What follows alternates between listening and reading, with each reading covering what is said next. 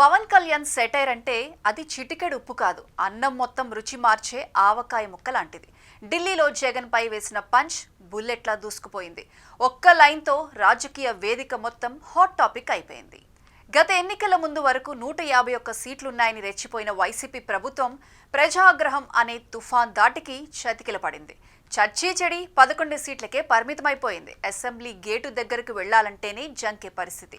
దాదాపు ఏడాది దాటిపోయినా ఆ ఫోబియా నుంచి బయటపడలేకపోతున్నట్లు కనిపిస్తోంది. ఈ పరిస్థితుల్లో పవన్ కళ్యాణ్ వేసిన సెటైర్ రాజకీయ తెరపై ఒక రేంజ్లో బాంబులా పేలింది. కొత్త హీట్ క్రియేట్ చేసింది. ఢిల్లీలో ఉపరాష్ట్రపతి ప్రమాణ స్వీకారానికి వెళ్లిన పవన్ మీడియా ప్రతినిధులు అడిగిన ప్రశ్నకు ఇచ్చిన సమాధానం పంచ్లలో పంచ్ అయింది. జగన్ అసెంబ్లీకి రాకపోవడంపై పవన్ రిప్లై ఇచ్చారు. జగన్ గారికి ఆయన ఎమ్మెల్యేలకి అసెంబ్లీకి రాకుండా ఉండేలా ఒక ప్రత్యేక రాజ్యాంగమో లేక వాళ్ళు సొంతంగా రాసుకున్న రాజ్యాంగమో ఉన్నట్టుంది. కానీ అలాంటి రాజ్యాంగాలు భారత రాజ్యాంగం ముందు నడవవు కదా అన్నారు. పవన్ కళ్యాణ్ చెప్పిన ఒకే లైన్ సాధారణ మాట కాదు. పవన్ మాటల తుపాకీ నుండి దూసుకొచ్చిన బుల్లెట్ ఢిల్లీలోనే కాదు, రాజకీయ తెర మొత్తం మీద హడావిడి రేపింది.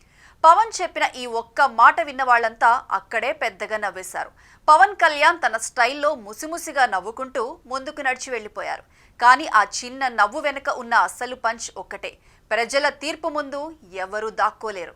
మాటల తుపాకీ నుంచి వచ్చిన పవన్ బుల్లెట్ హాస్యంలా వినిపించినా అసలు విషయం మాత్రం నిజమే కదా అంటున్నారు ప్రజలు.